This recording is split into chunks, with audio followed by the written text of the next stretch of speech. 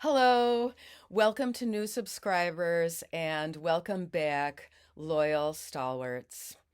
And welcome to my channel, uh, lieutenants and law officers. I decided this would probably be the most efficient way to get my message to you about the challenges that I perceive you're going to be facing in light of the political movement of the gender identity and gender expression to be inserted, for example, here in New York State, into the state constitution, and what this represents for the children of men who think they're women, the ex-wives like me of men who think they're women, uh, and for actually people in the community, including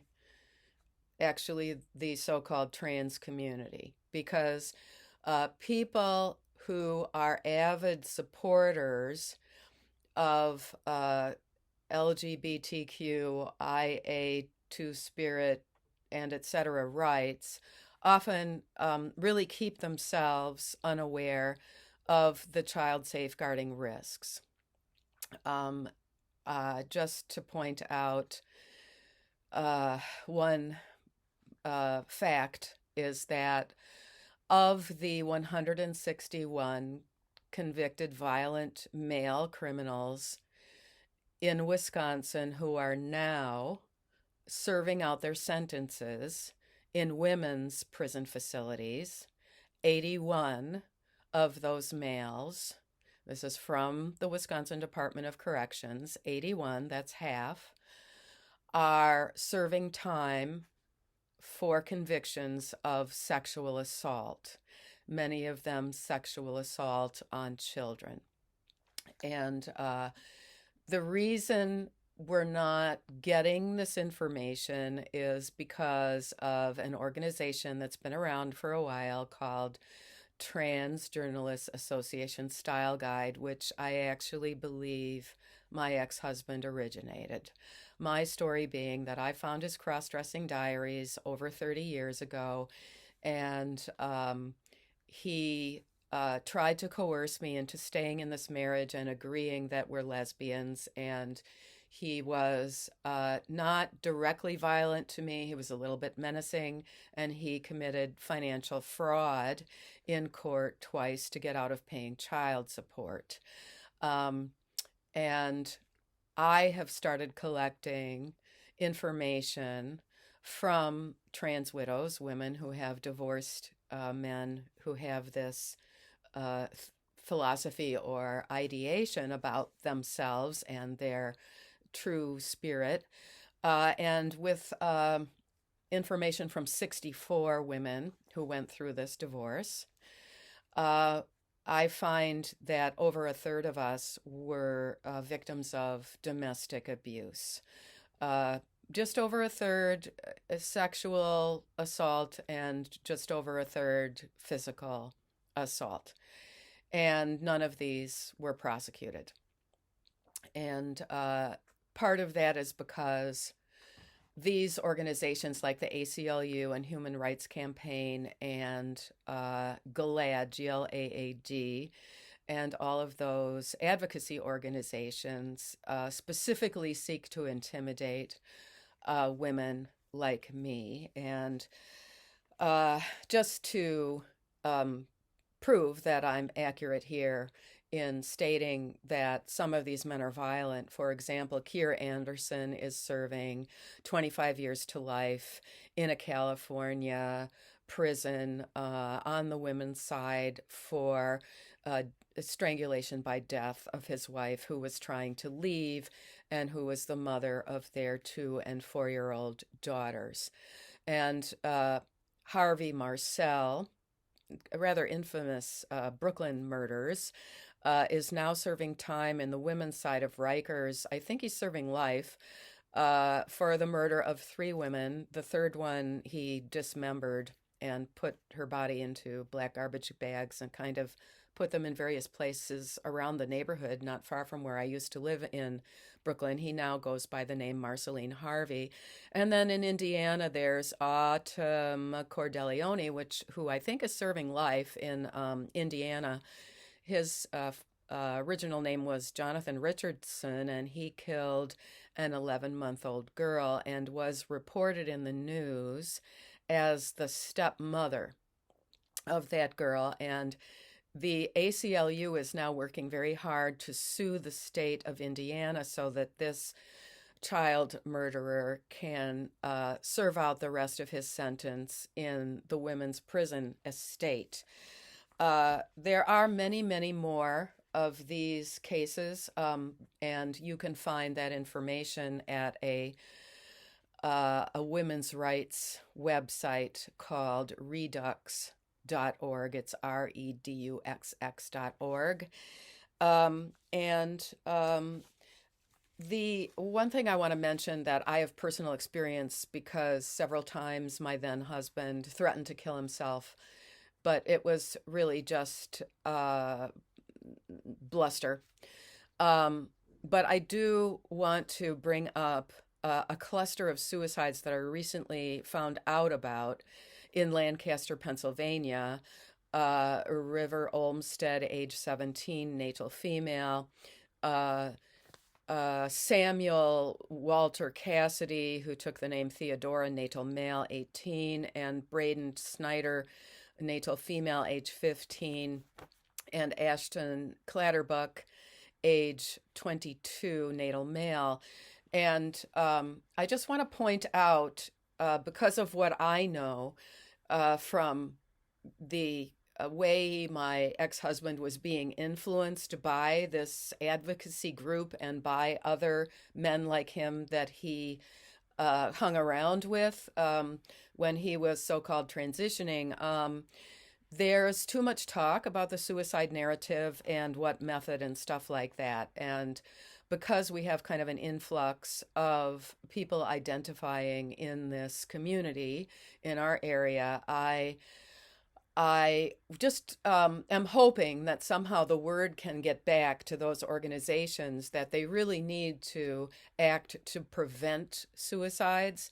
And some of these suicides are when the individual detransitions and they actually get bullied by the trans community. There was claims in the trans community that these 4 young people in Lancaster, Pennsylvania were bullied, but there is no credible evidence of that at all. And as you know, the police get called for that. And so it's more likely, in my view, as a retired kindergarten teacher who was trained in the New York State regulations about all of this stuff with children's suicidal ideation, it's more likely that there was some individual in that center that they were going to related to their identity. It's more likely that there was some individual who was obsessively talking about this and the methods and so on that influenced these 4 young people in the course of 2 years in one location to end their lives at their own hand. I just, I've decided to climb out on that limb because I don't want to hear about a kid doing this in our town. I had children express suicidal ideation, and we had to, make sure that they were being seen by a psychologist. I actually worked with one of the top psychologists in New York City who dealt with children who had been pretty severely abused. I taught those children. And so this whole focus of that advocacy or community, they really need to be schooled on preventing suicide by helping these individuals deal with their depression. And so there's quite a bit of discussion in the medical community regarding whether or not this was a well-sourced, well researched diagnosis, being transsexual, transgender, uh, gender fluid, all of that. And psychiatrist, child psychiatrist, Dr. Miriam Grossman recently testified before Congress that she believes that the poor research in this field is going to be later identified as the largest medical malpractice scandal in history. And at redux.org, you can find information about the originators of this, Alfred Kinsey, John Money, and Volkmar Sigush, who were all child sexual molesters. And it was documented.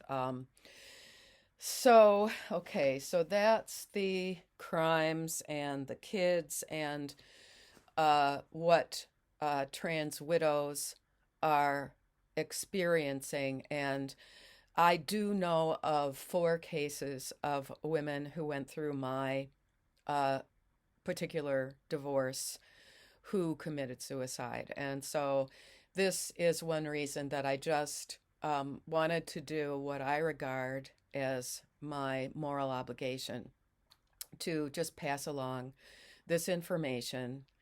The 2 websites that I believe are most important are segm.org and redux, reduxx.org. And also just an encouraging thing, like don't let them tell your kids that they have this. I've actually successfully taught, not given therapy to, but taught 5 children who just dropped the idea when they learned stress modulation strategies and when they learned something about how you grow into your body when you reach adulthood. And we don't need to make it into this, obsession. And so, unfortunately, it's being introduced in the schools as the gender unicorn. And to officers, please, it is educational malpractice, and they are wasting the instructional time. And instead, they should be having a visit from you guys, for how you can help kids when they're in trouble. I mean, the other fact about the suicides is I do know of the children of the women I collect data on, there have been an outsized number of suicide attempts by those children of. And you can find information about the children of men who say they're women at a website called childrenoftransition.org. That is a woman whose father did this, and his mother ended up living the rest of her life in a mental institution, and the father was quite abusive to her. Her name is Emma Thompson. And so please pass this along to any officers that you think might be interested. I think that eventually in 5 years or so, that being that the Scandinavian countries are dropping this as a result of the studies that they've been doing, I really think that there's a light at the end of the tunnel. But meanwhile, right now, we have to protect the children. We have to protect them from drag queens who want to have access to children. Some of them have records. We want to protect children from getting talked into the idea that they're suicidal. And I would like to put in a plug that trans widows actually need protection because, in general, we can't report the domestic abuse. So please, as I always say to my subscribers, take care. God willing, we'll see each other the next time, and be sure to go outside in nature.